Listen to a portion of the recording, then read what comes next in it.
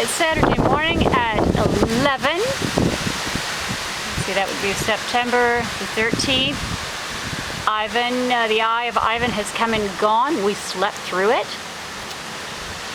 We're in a very, very strong house with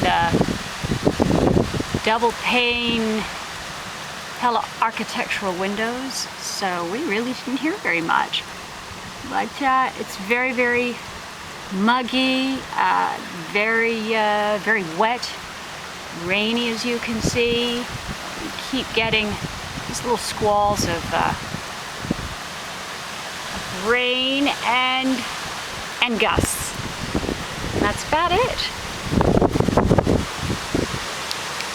So we're gonna hang in for a while.